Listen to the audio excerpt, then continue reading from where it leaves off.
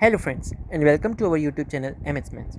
सो friends, हमारे quantum mechanics के इस कोर्स में आज हम बात करेंगे रेले-जीन्स लॉ की।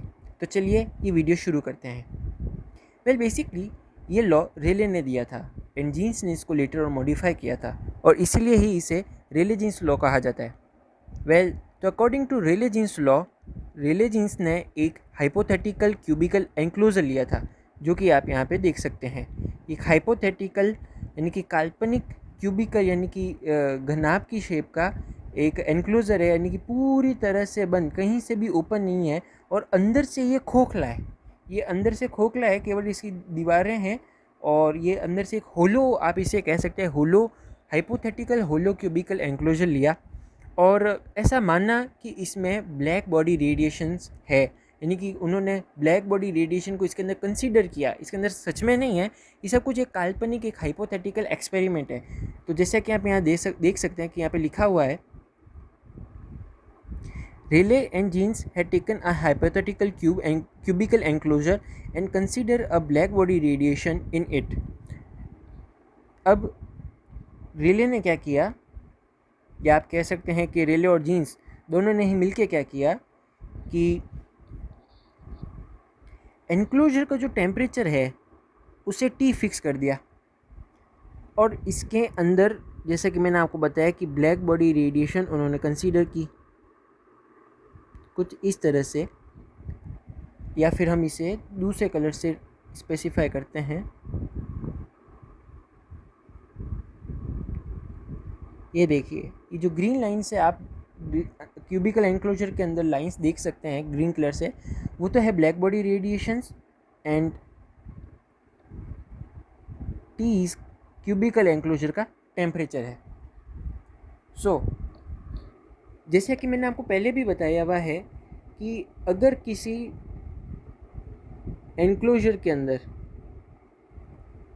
ये मान लीजिए कोई एनक्लोजर है, ये एक एनक्लोजर है और उसमें कोई रेडिएशन है, ब्लैक बॉडी रेडिएशन, और इस एनक्लोजर का टेम्परेचर T है और ये रेडिएशन, ये जो ब्लैक बॉडी रेडिएशन है, वो इस एनक्लोजर की जो वॉल्स उसके साथ में अगर थर्मल इक्विलिब्रियम में हो, अगर ये थर्मल इक्विलिब्रियम में हो, तो हम कह सकते हैं कि जो रेडिएशन उस एनक्लोजर के अंदर है वो एट टेम्परेचर T पर है। उस रेडिएशन का भी टेम्परेचर T ही होगा, यानी कि हम उस ब्लैक बॉडी को जो उस एनक्लोजर के अंदर है, जिस एनक्लोजर का टेम्परेचर हमने T फिक्स कर रखा है, मानते हैं कि वो कुछ भी हो सकता है, बट हमने अगर उसको T कंसीडर कर रखा है, तो हम कहेंगे कि उस एनक्लोजर के अंदर जो रेडिएशन है वो black body radiation at temperature T है। और ये सिर्फ और सिर्फ तभी हम उसको कंसीडर करेंगे जब ब्लैक बॉडी रेडिएशन वॉल्स जो है एनक्लोजर के, उसके साथ में थर्मल इक्विलिब्रियम में आ जाए। तो उस हिसाब से ये जो black body radiation cubical enclosure में है, वो उस क्यूबिकल एनक्लोजर के वॉल्स के साथ में थर्मल इक्विलिब्रियम में है। तो एनक्लोजर का टेम्परेचर T फिक्स कर दिया गया, due to which black body radiation और एनक्लोजर की वॉल्स में थर्मल इक्विलिब्रियम आ गया। नाउ रेले और जीन्स ने एक एनालॉजिकल एजम्पशन लिया। एनालॉजिकल एजम्पशन मतलब अनुरूप धारणा। एनालॉजिकल एजम्पशन का मतलब हिंदी में देखा जाए तो अनुरूप धारणा होता है। इसको मैं सिंपल भाषा में समझाता हूँ। जैसा कि इलेक्ट्रोस्टैटिक फोर्स और ग्रेविटेशनल फोर्स का फॉर्मूला जो होता है वो दोनों काफ़ी हद तक सेम होते हैं। जैसे ग्रेविटेशनल फोर्स का फॉर्मूला होता है G m1m2/r², वैसे ही इलेक्ट्रोस्टैटिक फोर्स का होता है K q1q2/r²। तो इन दोनों में एनालॉजी है, दोनों के अंदर समानता है, हम उन दोनों को एक दूसरे से कंपेयर कर सकते हैं। तो उसी तरह से यहाँ पर भी एक कंपैरिजन रेले और जीन्स को दिखा। यहाँ पे हम क्वांटम मैकेनिक्स की बात करें, लेकिन क्लासिकल मैकेनिक्स के अंदर से इस जो कॉन्सेप्ट है इस ब्लैक बॉडी रेडिएशन का, उसके अंदर रेले और जीन्स को क्लासिकल मैकेनिक्स के अंदर भी एक एनालॉजी मिली, एक समानता दिखी और उससे उन्होंने एक एजम्पशन लिया, मतलब एक कल्पना की, एक मतलब किसी चीज़ को लेट करना, उसको हम एजम्पशन कहते हैं। तो वो क्या एनालॉजी थी? तो रेले जीन्स ने क्या किया कि ये जो ब्लैक बॉडी रेडिएशन है क्यूबिकल एनक्लोजर के अंदर, उनको स्टैंडिंग वेव्स की तरह ट्रीट किया। स्टैंडिंग वेव्स मतलब, मैं अगर इसको बहुत ही सिंपल भाषा में समझाने की कोशिश करूं तो मान लीजिए यहाँ पर दो फिक्स पॉइंट्स है और उनके बीच में एक स्ट्रिंग है। ये एक स्ट्रिंग है, एक रस्सी है, और अगर हम यहाँ पे इस फिक्स्ड पॉइंट पे या फिर इस फिक्स पॉइंट पे दोनों में से कहीं पर भी एक ऑसिलेटर लगा दें, ऑसिलेटर,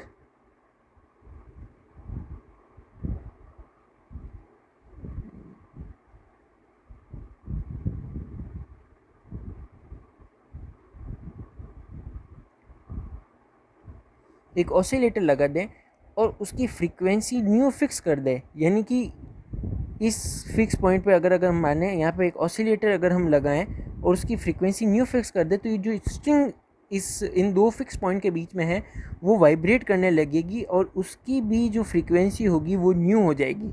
न्यू फ्रीक्वेंसी के साथ में वो वाइब्रेट करेगा। तो अपने स्टैंडिंग वेव्स वाले चैप्टर को, साउंड एंड वेव्स वाले चैप्टर को अगर आप याद करें, जो क्लासिकल मैकेनिक्स में हमने छोटी क्लासेस में पढ़ रखा है, तो आपको याद होगा कुछ इस तरह के डायग्राम्स शायद आपको याद होंगे, कुछ इस प्रकार के, ऐसे और कुछ इस प्रकार के ऐसे।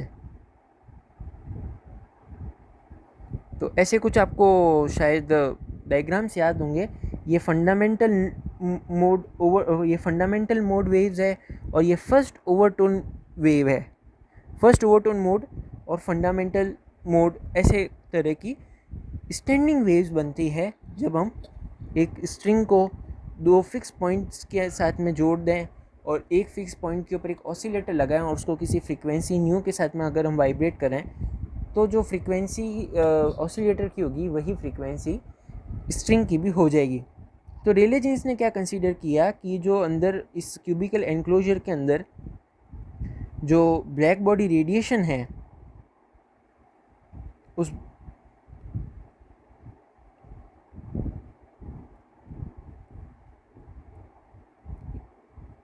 ब्लैक बॉडी रेडिएशंस को रेले और जीन्स ने क्लासिकल मैकेनिक्स के साथ में एनालॉजी बैठा के, समानता बैठा के स्टैंडिंग वेव्स कंसीडर किया, माना कि ये स्टैंडिंग वेव्स की तरह बिहेव कर रही है, ये उनकी तरह काम कर रही है। सच में स्टैंडिंग वेव्स है या नहीं ये उनको नहीं पता था, ये बस उन्होंने लेट किया था। और एक एक स्टैंडिंग वेव्स को उन्होंने ऑसिलेटिंग सिस्टम बताया। स्टैंडिंग वेव्स है, इलेक्ट्रोमैग्नेटिक वेव्स है, मतलब रेडिएशन है तो उनको हम इलेक्ट्रोमैग्नेटिक वेव्स कह सकते हैं। और इलेक्ट्रोमैग्नेटिक वेव्स है, इलेक्ट्रिक फील्ड है, मैग्नेटिक फील्ड है, ऑसिलेट कर रहे हैं। तो उन एक एक स्टैंडिंग वेव्स को, जितने भी उसके अंदर रेडिएशंस हो रही है, जैसे कि ये पूरा क्यूब है, उसमें यहाँ से रेडिएशन गई, फिर टकरा के करके कहीं यहाँ से आई, फिर कुछ ऐसे आई, कुछ ऐसे आई, कुछ यहाँ से आ रही है, कोई ऐसे आ रही है, कोई ऐसे जा रही है। इन सभी इलेक्ट्रोमैग्नेटिक रेडिएशंस को, ब्लैक बॉडी रेडिएशंस को स्टैंडिंग वेव्स कंसीडर करने के बाद में, क्योंकि वो इलेक्ट्रोमैग्नेटिक वेव्स के अंदर इलेक्ट्रिक फील्ड और मैग्नेटिक फील्ड जो है वो ऑसिलेट कर रहे हैं, तो एक एक स्टैंडिंग वेव्स को एक एक ऑसिलेटिंग सिस्टम माना गया। तो आप यहाँ पे देख सकते हैं, and then consider those radiations as standing waves. तो पहले उन्होंने एक हाइपोथेटिकल क्यूबिकल एनक्लोजर लिया, उसके अंदर ब्लैक बॉडी रेडिएशंस को कंसीडर किया और एक एक ब्लैक बॉडी रेडिएशन को स्टैंडिंग वेव्स माना, और इन स्टैंडिंग वेव्स को फर्दर उन्होंने ऑसिलेटिंग सिस्टम का नाम दिया, या कह सकते हैं उन्हें ऑसिलेटिंग सिस्टम कहा गया। और वॉल्स के जो एटम है इसकी, अब यहाँ पर ये बहुत ही ध्यान रखने वाली बात है, बच्चे बहुत कंफ्यूज हो जाते हैं कि एक्चुअल में ऑसिलेटर्स किसको कहा जाता है।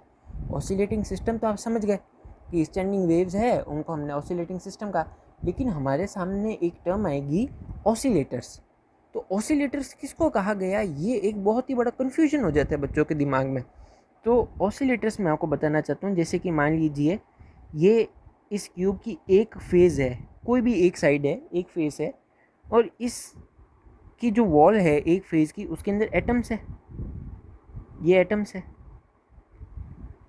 तो आपने अपने पुरानी छोटी क्लासेस के अंदर 11th 12th में या शायद उससे पहले भी पढ़ा होगा कि जो एटम होता है वो एनर्जी लेता है, उसके इलेक्ट्रॉन एक्साइट होते हैं, वो एनर्जी को एब्जॉर्ब करते हैं और ग्राउंड स्टेट से फिर एक्साइटेड स्टेट में जाते हैं और कुछ देर वहाँ पे रुकने के बाद में एनर्जी को इमिट करते हैं और एक्साइटेड स्टेट से वापस से ग्राउंड स्टेट में या अपनी ओरिजिनल पोजीशन के अंदर आ जाते हैं।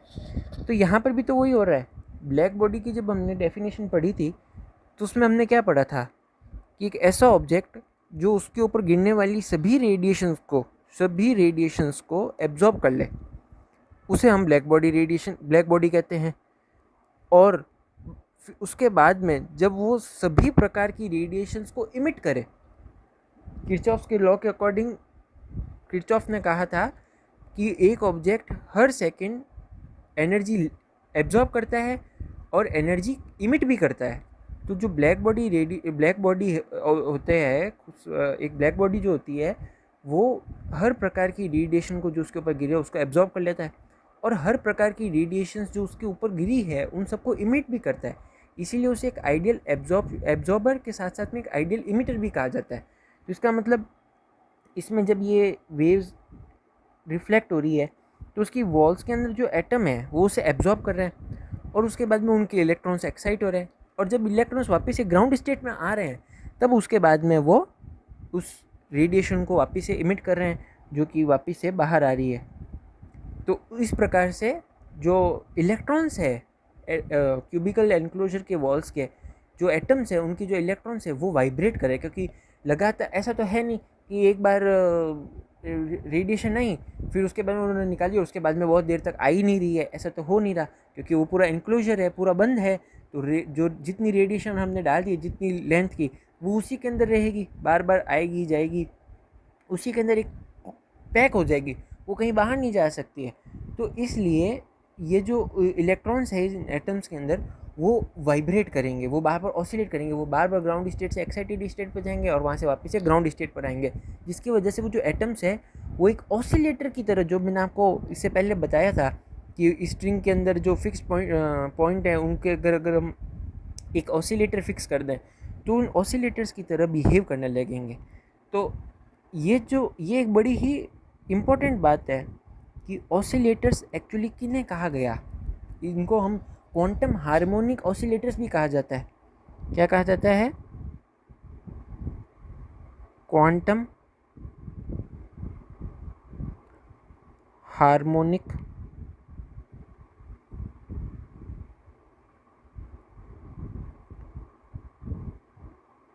ऑसिलेटर। ये क्वांटम हार्मोनिक ऑसिलेटर्स क्या होते हैं? क्यूबिक जो भी एनक्लोजर है उसकी वॉल्स के एटम्स, ये जो सर्किल है ये एटम्स है और ये वॉल है। ओके, तो जो वॉल है उनके एटम्स को क्वांटम हार्मोनिक ऑसिलेटर्स या केवल ऑसिलेटर्स भी कहा गया। अब सबसे इम्पोर्टेंट बात, कन्फ्यूजन कहाँ होता है कि कुछ किताबें या कुछ फिजिसिस्ट ये भी मानते हैं कि जो स्टैंडिंग वेव्स है वो ऑसिलेटिंग सिस्टम तो है ही है, उनको भी आप ऑसिलेटर्स कंसीडर कर सकते हैं, उनको भी आप ऑसिलेटर्स कंसीडर कर सकते हैं। क्योंकि मैंने आपको क्या बताया था कि अगर हम ऑसिलेटर को स्ट्रिंग के एक फिक्स्ड पॉइंट के ऊपर फिक्स करते हैं तो जिस फ्रीक्वेंसी से ऑसिलेटर वाइब्रेट कर रहा है उसी फ्रीक्वेंसी से वो स्ट्रिंग भी वाइब्रेट करेगी। तो उस हिसाब से हाँ, आप ऑसिलेटर को आप ये भी कह सकते हैं कि उस स्ट्रिंग के वाइब्रेट होने की वजह से वो ऑसिलेटर के अंदर वाइब्रेशन क्रिएट हो रहा है। आप उसको रिवर्स में भी सोच सकते हैं, जैसे कि हम आप सब ने शायद किया होगा, हम रस्सी जब बहुत लंबी होती है या कोई पाइप होता है तो हम अपने हाथ से उसको एक जर्क देते हैं, झटका देते हैं और उसके अंदर फिर स्टैंडिंग वेव्स बनती है और उसको बनाने में बड़ा मज़ा भी आता है। तो जिस फ्रीक्वेंसी से हम अपने हाथ को वाइब्रेट करते हैं उसी फ्रीक्वेंसी की जो वेव्स है वो उस पाइप पर या उस लंबी सी स्ट्रिंग के ऊपर, डोरी के ऊपर, रस्सी के ऊपर दिखाई देती है। पर उल्टा भी तो हो सकता है, अगर सामने कोई दूसरा आदमी खड़ा हो, दो एंड्स होते हैं, एक एंड अपने पकड़ रखा है, सामने कोई दूसरा आदमी है और उसने अगर वाइब्रेशन क्रिएट किया है उस स्ट्रिंग के अंदर तो वो वाइब्रेशन हमारे हाथ में आकर हमें भी वो वाइब्रेशन फील होगा। तो आप उस रिवर्स प्रोसेस को भी कंसीडर कर सकते हैं, जिसके हिसाब से ये जो स्टैंडिंग वेव्स जो इस एनक्लोजर के अंदर है आप उनको भी ऑसिलेटर्स कंसीडर कर सकते हैं। बट और इसमें कुछ गलती भी नहीं है, लेकिन हमें ध्यान रखना है कि ऑसिलेशन का जो सोर्स है वो तो मेनली एटम्स ही है। जो वॉल के एटम्स है वही उस स्टैंडिंग वेव्स के ऑसिलेशन का सोर्स है, इसीलिए हम उनको ही क्वांटम हार्मोनिक ऑसिलेटर्स कंसीडर करते हैं। आप स्टैंडिंग वेव्स को ब्लैक बॉडी रेडिएशन को ऑसिलेटर कंसीडर करेंगे, इसमें कोई बुराई नहीं है, बिल्कुल सही होगा। बट उनका जो सोर्स बन रहा है, क्योंकि वो तो एक बार एब्जॉर्ब होने के बाद में एक रे ख़त्म हो जा रही है, लेकिन वापस से वो क्रिएट कहाँ से हो रही है? उस इलेक्ट्रॉन जब वो वापस से एक्साइटेड स्टेट से ग्राउंड स्टेट में आ रहा है, उसकी वजह से वापस से इमिशन हो रहा है और उस वजह से वहाँ पे रिक्रिएट हो रही है उसका, आप कह सकते हैं कि जैसे पुनर्जन्म हो रहा है उस रेडिएशन का। इसलिए उस रेडिएशन के ऑसिलेशन का जो सोर्स है, उन इलेक्ट्रिक और मैग्नेटिक फील्ड का जो क्रिएटर है, जो सोर्स है उस रेडिएशन का, वो एटम्स है और उस एटम्स को हम क्वांटम हार्मोनिक ऑसिलेटर्स कहेंगे। सो आई होप यहाँ तक आपको बात पूरी समझ में आई होगी। अब हम आगे देखते हैं। फिर उन्होंने उन पर्टिकुलर ऑसिलेटर्स की काउंटिंग की जिनकी frequency range nu to nu plus D nu हो। अब एक्चुअली क्या हुआ, इस एनक्लोजर के अंदर खूब सारे ब्लैक बॉडी रेडिएशंस है। अब इन ब्लैक बॉडी रेडिएशंस की जो जिनको हमने स्टैंडिंग वेव्स कहा, उन स्टैंडिंग वेव्स की जो एनर्जीज़ है वो अलग अलग हो सकती है, और सिर्फ अलग हर पर्टिकुलर स्टैंडिंग वेव की ही एनर्जी अलग नहीं होती है। यहाँ पे एक बहुत ही कमाल की बात है कि एक ही फ्रीक्वेंसी की, ये मान लीजिए कोई न्यू फ्रीक्वेंसी की वेव है और इसी पर्टिकुलर फ्रीक्वेंसी की, इसी पर्टिकुलर स्टैंडिंग वेव की जो एनर्जी है वो अलग अलग हो सकती है। और ये बहुत ही ध्यान रखने वाली बात है कि एक फ्रीक्वेंसी के ऊपर वाइब्रेट करने पर भी उसका जो एम्पलीट्यूड है वेव का, वो कम ज़्यादा हो सकता है। वो कुछ इस प्रकार से बन सकती है। फ्रीक्वेंसी एक ही है, लेकिन स्ट्रिंग का जो एम्पलीट्यूड है, जो वेव का जो एम्पलीट्यूड है, सॉरी स्ट्रिंग का नहीं, वेव का जो एम्पलीट्यूड है वो अलग अलग है, जिसकी वजह से उसकी जो एनर्जी है वो अलग अलग हो सकती है। तो उस हिसाब से तो इस एक क्यूबिकल एनक्लोजर के अंदर बहुत सारी एनर्जीज वाली स्टैंडिंग वेव्स हो गई। और अगर हमें एनर्जी को, टोटल एनर्जी को फाइंड आउट करना है, क्योंकि हम क्या चाहते हैं कि किसी एक पर्टिकुलर फ्रीक्वेंसी पर या किसी एक पर्टिकुलर फ्रीक्वेंसी रेंज के अंदर ब्लैक बॉडी स्पेक्ट्रम के अंदर जो एनर्जी आ रही है उसकी वैल्यू कितनी है, हमें वही फाइंड आउट करना है। तो इसके लिए हमें पूरे क्यूबिकल एनक्लोजर के अंदर जितनी भी स्टैंडिंग वेव्स है जिनकी एनर्जीज अलग अलग है, स्टैंडिंग वेव्स है जिनकी अलग अलग एनर्जीज़ है, और कुछ स्टैंडिंग वेव्स ऐसी है जो एक ही फ्रीक्वेंसी पर है, एक ही स्टैंडिंग वेव है, बट उनकी भी एनर्जी अलग अलग है। उन सब की वैल्यूज़ को फाइंड आउट करना पड़ेगा, उन सभी एनर्जीज़ की वैल्यूज़ को फाइंड आउट करना पड़ेगा और फिर उनको ऐड करना पड़ेगा, तभी हमें टोटल एनर्जी मिलेगी। बट यहाँ पर 4, 5 या 10 स्टैंडिंग वेव्स या एनर्जी नहीं है। यहाँ पे 10 to the power 40, 50, 10 to the power 70, 10 to the power 20 इस ऑर्डर की स्टैंडिंग वेव्स है, और इन सब की स्टैंडिंग वेव्स की एनर्जीज़ की वैल्यू निकालना और फिर उनको काउंट करना, ये कोई हंसी खेल नहीं है, इसीलिए ऐसा करना पॉसिबल नहीं है। तो रिले जीन्स ने क्या किया, उन्होंने total number of oscillators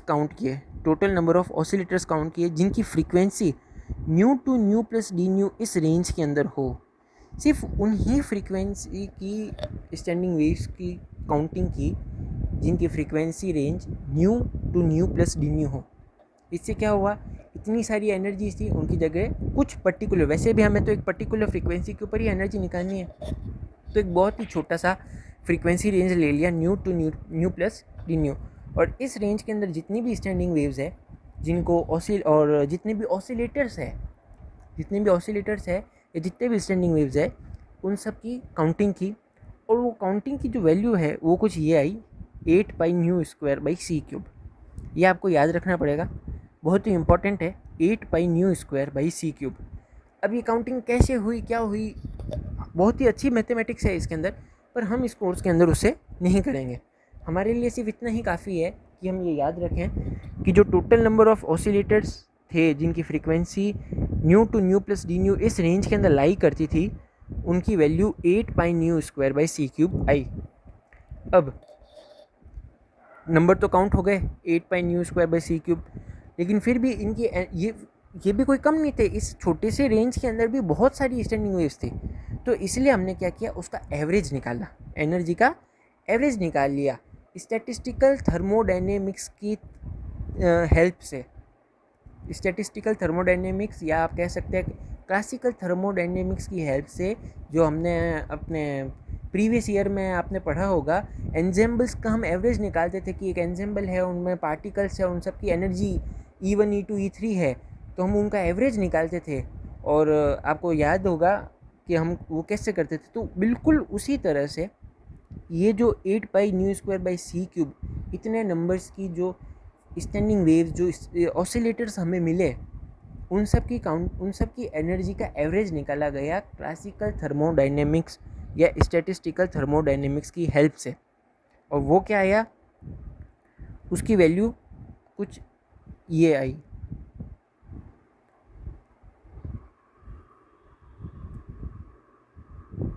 integration E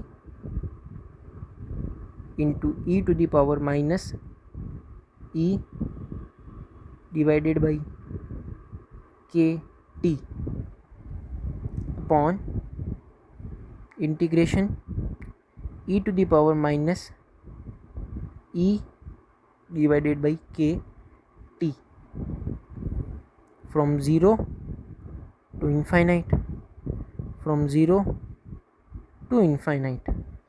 अब आप इस फॉर्मूले को ध्यान से देखिएगा, क्योंकि बहुत ही ज़्यादा इम्पोर्टेंट फॉर्मूला है। इसके अंदर जो कैपिटल E है वो एनर्जी है, ये जो कैपिटल E है ये एनर्जी को डिफाइन कर रहा है। और ये जो फैक्टर है E to the power minus E upon KT जो ऊपर भी है, ये प्रोबेबिलिटी ऑफ ऑसिलेटर्स है कि nu to nu plus D nu इस रेंज के अंदर E एनर्जी वाले स्टैंडिंग वेव्स की या ऑसिलेटर्स की क्या प्रोबेबिलिटी होगी, क्योंकि हमें नंबर ऑफ ऑसिलेटर्स तो पता है 8 pi nu square upon C cube है। अब इन इतने नंबर्स ऑफ ऑसिलेटर्स के अंदर कितने ऑसिलेटर्स ऐसे हैं जिनकी एनर्जी कैपिटल E है, उसकी प्रोबेबिलिटी ये बताता है E to the power minus E by KT। यहाँ पे जो K है वो बोल्ट्जमैन कांस्टेंट है, T जो है वो टेम्परेचर है और E एनर्जी ही है। अब रेले जीन्स ने क्या माना कि जो रेले जीन्स ने यह कंसीडर किया कि जो रेडिएशन ऑसिलेटर्स में से निकल रही है, क्योंकि ऑसिलेटर हमने किसको कंसीडर किया है, एटम्स को, जिनके इलेक्ट्रॉन्स एक फिक्स फ्रीक्वेंसी के ऊपर वाइब्रेट कर रहे हैं या ऑसिलेट कर रहे हैं, उन्हें हमने ऑसिलेटर्स कंसीडर किया, वॉल्स के एटम्स को। तो उसमें से जो रेडिएशन इमिट हो रही है या एब्जॉर्ब हो रही है वो कंटिन्यूस है, वो डिस्क्रीट नहीं है, वो कंटिन्यूस है, ज़ीरो से लेकर इन्फाइनाइट तक पूरी है। इसलिए उन्होंने ऐड करने के लिए इंटीग्रेशन किया और ज़ीरो से लेकर इन्फाइनाइट तक उसकी लिमिट लगाई। अब आपको याद हो तो मैक्सवेल के हिसाब से आपने फर्दर क्लासेस के अंदर जो 11th-12th के अंदर जो आपने बोर्स एटॉमिक मॉडल पढ़ा होगा, तो उसके अंदर एक नील्स बोर के सामने एक बहुत ही बड़ा चुनौती थी कि मैक्सवेल के अकॉर्डिंग मूविंग चार्ज पार्टिकल्स जो होते हैं वो एनर्जी को इमिट करते हैं, एनर्जी रेडिएट करते हैं, ऐसा मैक्सवेल ने बताया था। तो आप उसी कॉन्सेप्ट को यहाँ पर भी लगा सकते हैं। इलेक्ट्रॉन्स है एटम्स के अंदर, वो मूव कर रहे हैं, वाइब्रेट कर रहे हैं, ऑसिलेट कर रहे हैं, मतलब मूव कर रहे हैं, तो वो अपने अंदर से एनर्जी को इमिट करेंगे। इसीलिए वॉल्स के एटम्स को ऑसिलेटर्स कहा गया। तो ये भी आप बात ध्यान रख सकते हैं। तो जो एनर्जी, एवरेज एनर्जी है, वो कुछ इस फॉर्मूले से आई। और ये कैसे आई, क्लासिकल थर्मोडायनेमिक्स या स्टैटिस्टिकल थर्मोडायनेमिक्स की हेल्प से काउंट किया गया। Integration from zero to infinite capital E into E to the power minus E by KT upon integration from zero to infinite E to the power minus E by KT, जहाँ पे K small k है और ये Boltzmann constant है, और जो capital T है वो टेम्परेचर है, और जो कैपिटल E है वो एनर्जी ऑफ ऑसिलेटर है। और इसको, इस पूरे जो रेड कलर से आपको पूरा फॉर्मूला दिख रहा है, इसको फर्दर सॉल्व करने पर इसकी वैल्यू कुछ K into T I, K into T, ये इसकी वैल्यू आई, कांस्टेंट वैल्यू आई। क्योंकि जब हमने ज़ीरो से इन्फाइनाइट तक इसको इंटीग्रेट किया, इस नीचे वाले डिनोमिनेटर को जब हमने इंटीग्रेट किया, तो ये प्रोबेबिलिटी है, मैंने आपको बताया ये प्रोबेबिलिटी है, और प्रोबेबिलिटी का सम कितना होता है, 1 होता है। तो बचा ये, और इसको इंटीग्रेट करने पर हमारे पास में के इंटू टी, सॉरी नॉट के बाई टी, के इंटू टी ये वैल्यू आई, जहाँ पे फिर से के बोल्ट्जमैन कांस्टेंट है और टी टेम्परेचर है। अब तो बहुत इजी हो गया, जब हमारे पास में एवरेज एनर्जी आ गई है, एवरेज एनर्जी हमारे पास में आ चुकी है के इंटू टी। अब आप यहाँ पे देख सकते हैं, यहाँ पे लिखा हुआ है वेगर E is equals to energy of oscillators, D is energy range E to E plus D E, probability of oscillator, sorry यहाँ पे लिखा हुआ नहीं है, ये मिसप्रिंट है, ये है E to the power minus capital E by K T, और ये जो के है ये स्मॉल के है, स्मॉल के ये बोल्ट्जमैन कांस्टेंट है, और ये जो कैपिटल टी है ये टेम्परेचर है। अब हमारे पास में एवरेज एनर्जी आ गई, नंबर ऑफ ऑसिलेटर्स आ गए जो कि जिनकी frequency range nu to nu plus D nu के अंदर है, ये नंबर ऑफ ऑसिलेटर्स आ गए, ये उनकी एवरेज एनर्जी आ गई। तो अब तो टोटल एनर्जी निकालनी है, और वो काम बड़ा ही इजी है, आप सब भी जानते हैं टोटल एनर्जी कैसे निकाली जाएगी। Total energy in range nu to nu plus D nu is equals to u nu, हम उसको यू न्यू कंसिडर करेंगे। Total energy in range nu to nu plus D nu, इसको हम यू न्यू कंसिडर करेंगे, और you nu d new क्या हो जाएगा, total number of oscillators into average energy of oscillator. एक स्टैंडिंग वेव की अगर एनर्जी के इंटू टी है, तो 8 pi nu square upon C cube, इतने ऑसिलेटर्स की एनर्जी कितनी होगी, ऑब्वियसली उन दोनों को मल्टीप्लाई कर दिया जाएगा। जब इन दोनों को मल्टीप्लाई किया जाएगा तो टोटल नंबर ऑफ ऑसिलेटर्स आ गया 8 pi nu square upon C cube, और एवरेज एनर्जी ऑफ ऑसिलेटर्स कितने आ गए, के इंटू टी इंटू पीछे लग गया डी न्यू से डी न्यू कैंसिल कर दिया जाएगा, इस डी न्यू से ये डी न्यू कैंसिल हो गया, और हमारे पास में ये फॉर्मूला आ गया। ये फॉर्मूला है you nu is equals to 8 pi nu square K T upon C cube, and this is Rayleigh Jeans equation. इस इक्वेशन को रेले जीन्स ने प्रपोज किया कि भाई जो उनके अकॉर्डिंग, यानी कि रेले और जीन्स के अकॉर्डिंग, ये जो फॉर्मूला है वो ब्लैक बॉडी रेडिएशन स्पेक्ट्रम को अच्छी तरह से समझा सकता है, उनका ये मानना था। बट आप सब जने होशियार हैं, समझदार हैं, अगर आप इस फॉर्मूले को ध्यान से देखें तो आपको इसके अंदर एक गड़बड़ी आराम से दिखाई दी जाएगी, और वो है न्यू स्क्वायर। इस फॉर्मूले के अंदर आपको दिखाई दे रहा है 8 पाई न्यू स्क्वायर है उस हिसाब, और वो डायरेक्टली प्रोपोर्शनल है यू न्यू के, यानी कि total energy of oscillator in range nu to nu plus D nu, जिसको हमने यू न्यू कहा है, इसके डायरेक्टली प्रोपोर्शनल है यू न्यू स्क्वायर। तो जैसे जैसे आप फ्रीक्वेंसी बढ़ाते जाएंगे वैसे वैसे ही जो यू न्यू है वो उसके स्क्वायर के साथ में बढ़ता ही चला जाएगा, घटेगा ही नहीं। और आपको नीचे जो ग्राफ दिख रहे हैं, आपको पता है कि ये ब्लैक बॉडी रेडिएशन स्पेक्ट्रम का ग्राफ इस प्रकार से होता है, वो पहले बढ़ता है और फिर बाद में घटता है, लेकिन यहाँ तो वो हो ही नहीं रहा, यहाँ पे कोई ऐसा फैक्टर ही नहीं है जो उसको वापस से घटाए, वो बढ़ता ही चला जाएगा। और इसे एक अलग नाम दिया गया जिसको हम कहते हैं अल्ट्रा वायलेट कैटास्ट्रॉफ, जिसके बारे में हम थोड़ी देर बाद में आगे बात करेंगे। तो पहले हम रेले जीन्स लॉस इक्वेशन से जो हमको ग्राफ मिलता है उसे, और ब्लैक बॉडी स्पेक्ट्रम का जो एक्सपेरिमेंटल ग्राफ हमें मिलता है, उन दोनों को हम देख लेते हैं। तो आप नीचे ये जो ग्राफ देख सकते हैं, यहाँ पे दो ग्राफ है, जिसके अंदर एक में यू लैम्डा और लैम्डा यानी कि एनर्जी को वेवलेंथ के टर्म्स में बताया गया है, और दूसरे के अंदर यू न्यू और न्यू यानी कि एनर्जी को फ्रीक्वेंसी के टर्म्स में बताया गया है। अब मैं आपकी जानकारी के लिए बता दूं, आपको रिकॉल करने के लिए, वैसे आप सभी को पता होगा कि फ्रीक्वेंसी और वेवलेंथ एक दूसरे की इन्वर्सली प्रोपोर्शनल होते हैं। अगर फ्रीक्वेंसी बढ़ रही है तो वेवलेंथ घटेगा, और अगर वेवलेंथ बढ़ रही है तो फ्रीक्वेंसी घटेगी। दोनों एक दूसरे के इन्वर्सली प्रोपोर्शनल होते हैं। तो इस बात को याद रखिएगा। कभी कभी हम कंफ्यूज हो जाते हैं। क्वेश्चन के अंदर अगर ग्राफ दिया हुआ होता है, वो होता है वेवलेंथ में है। हम थ्योरीज के अंदर ज़्यादातर वेवलेंथ के बारे में पढ़ते हैं, लेकिन फ्रीक्वेंसी के टर्म्स में दिया हुआ होता है और हम कंफ्यूज होते थे कि यार ये तो ग्राफ गलत दिया हुआ है। गलत नहीं दिया हुआ है, ध्यान नहीं जाता है। तो प्लीज़ ग्राफ बनाते वक्त, थ्योरी को याद करते वक्त, और अगर क्वेश्चन के अंदर ग्राफ बना हुआ आए उस वक्त अच्छे से देखिए कि ग्राफ किन दो टर्म्स के बीच में बना हुआ है, वेवलेंथ के टर्म्स में है या फ्रीक्वेंसी के टर्म्स में है। बनाते वक्त भी, क्योंकि थ्योरीज के अंदर कुछ किताबें वेवलेंथ के टर्म्स में समझाती है, तो कुछ किताबें फ्रीक्वेंसी के टर्म्स में समझाती है। इसलिए हमने हमारी वीडियोस के अंदर हमारी वीडियोस के अंदर वेवलेंथ और फ्रीक्वेंसी दोनों के टर्म्स में बताया है, ताकि आपको दोनों चीज़ें साथ साथ में याद रहे, पता रहे, आप किसी भी तरह से गलती ना करें। ये दो ग्राफ है जिनमें से एक वेवलेंथ के टर्म्स में है, दूसरा फ्रीक्वेंसी के टर्म्स में है। और ये ब्लैक बॉडी स्पेक्ट्रम का एक्सपेरिमेंटल ग्राफ है। जो वाइट कलर से आपको दोनों ग्राफ्स के अंदर दिख रहा है, वो ब्लैक बॉडी स्पेक्ट्रम का एक्सपेरिमेंटल ग्राफ है। अब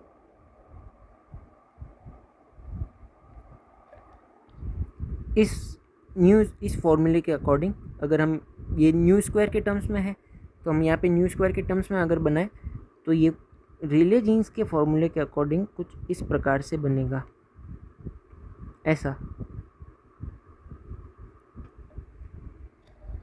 ये है रेले जीन्स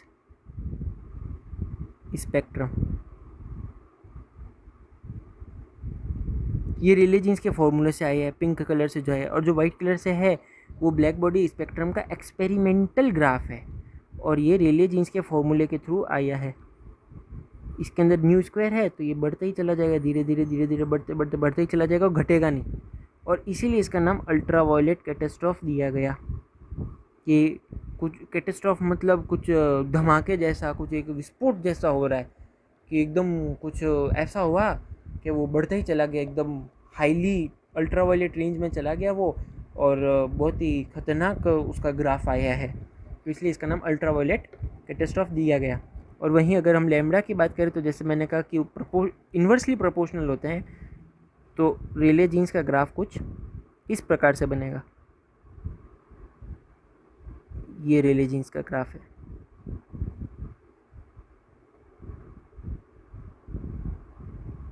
और वाइट वाला, जो वाइट कलर से जो आपको ग्राफ दिख रहा है, वो एक्सपेरिमेंटल ग्राफ है। तो इन दोनों के अंदर आप ध्यान रखिएगा। मैं दूसरे कलर से इसको डिनोट कर देता हूँ ताकि आपको अच्छे से समझ में आए। ये तब आप आराम से देख सकते हैं कि जो वेवलेंथ के टर्म्स में है, उसके अंदर हायर वेवलेंथ के अंदर तो रेले जीन्स लॉ एकदम अच्छे से काम कर रहा है। हायर वेवलेंथ के अंदर, यहाँ पे हायर वेवलेंथ है, वहाँ पे तो ये काफ़ी सही बता रहा है ग्राफ। लेकिन स्मॉलर वेवलेंथ जो है, स्मॉल वैल्यूज़ ऑफ वेवलेंथ है, वहाँ पर ये काम नहीं कर रहा है, वहाँ पे रेले जीन्स लॉ फेल हो रहा है। वहीं दूसरी तरफ फ्रीक्वेंसी के अंदर तो स्मॉल फ्रीक्वेंसीज के अंदर तो ये एकदम अच्छे से डिनोट कर रहा है, उसको एक्सप्लेन कर पा रहे हैं ग्राफ को। लेकिन हायर वेवलेंथ, हायर फ्रीक्वेंसीज के अंदर वो फेल हो रहा है। तो ये चीज़ आपको ध्यान रखनी है। मैं यहाँ पर लिख भी देता हूँ, nu is directly proportional to nu is equals to c by lambda. So nu is inversely proportional to 1 by lambda. It shows that Rayleigh-Jeans law fails at a small wavelength and energy density increase rapidly with increase in frequency and upper bound.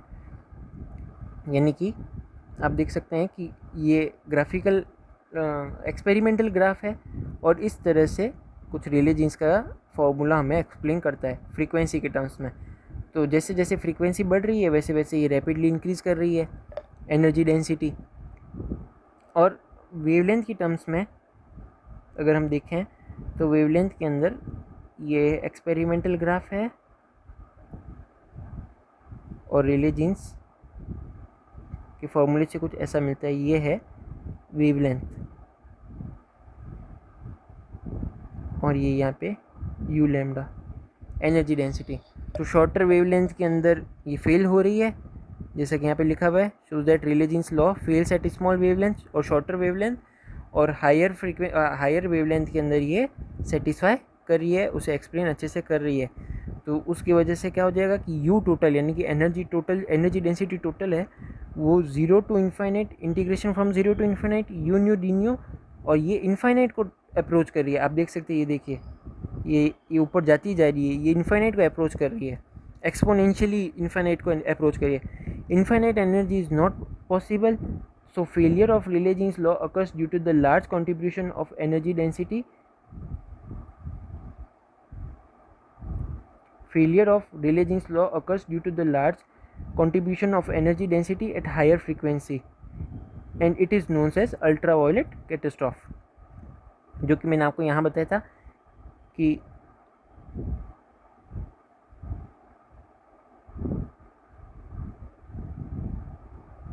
ये जो graph रेले jeans के फॉर्मूले से आ रहा है, ये चूँकि increase ही करता जा रहा है, एक किसी विस्फोट की तरह है, किसी धमाके की तरह है, इसलिए इसे अल्ट्रावायलेट कैटास्ट्रॉफ कहा गया। और ये सिर्फ वन साइड ऑफ जो ग्राफ है ब्लैक बॉडी स्पेक्ट्रम का एक्सपेरिमेंटल ग्राफ है उसे एक्सप्लेन कर सकता है। फ्रीक्वेंसी के अंदर शॉर्टर फ्रीक्वेंसीज और वेवलेंथ के अंदर हायर वेवलेंथ को ही एक्सप्लेन कर सकता है। शॉर्टर वेवलेंथ या हायर फ्रीक्वेंसी को ये एक्सप्लेन नहीं कर सकता है, और इसीलिए रेले जीन्स का जो फॉर्मूला है वो फेल होता है। बट आपको मैं बताना चाहता हूँ कि उनकी जो काउंटिंग है ना टोटल नंबर ऑफ ऑसिलेटर्स की, और उनका जो कॉन्सेप्ट है स्टैंडिंग वेव्स मानने का, उनकी काउंटिंग करने का, उनका एवरेज लेने का, वो बिल्कुल सही था। और आगे हम जब प्लैंक्स क्वांटम हाइपोथेसिस पढ़ेंगे तो आप देखेंगे कि सिर्फ एक छोटी सी मिस्टेक थी इस लॉ के अंदर, सिर्फ एक छोटी सी मिस्टेक, और अगर रेले जीन्स उस मिस्टेक को नहीं करते, जो कि उनकी गलती भी नहीं है, जितना उस वक्त फिजिसिस्ट को समझ थी, जितनी फिजिक्स समझ में हमको आती थी उस ज़माने में, ये कुछ 19th सेंचुरी की बात है, उस ज़माने में जितनी भी हमको फिज़िक्स समझ में आती थी, फिजिसिस्ट को जितनी डिस्कवर की गई थी, वो सारी क्लासिकल मैकेनिक्स थी, और उसके अकॉर्डिंग जो जितने भी एजम्पशन रेले और जीन्स ने लिए वो बिल्कुल सही थे। बट बाद में प्लैंक ने अपनी हाइपोथेसिस, क्वांटम हाइपोथेसिस के अंदर जो एक छोटा सा एजम्पशन लिया, उसने ना केवल क्वांटम मैकेनिक्स को जन्म दिया, बाकी ब्लैक बॉडी स्पेक्ट्रम को जो एक्सपेरिमेंटल ग्राफ था उसको भी अच्छी तरह से एक्सप्लेन किया, और क्वांटम मैकेनिक्स की शुरुआत उसी के साथ में हुई। सो आई होप आपको ये वीडियो पूरा समझ आया होगा और आपको इसमें कोई भी डाउट नहीं होगा।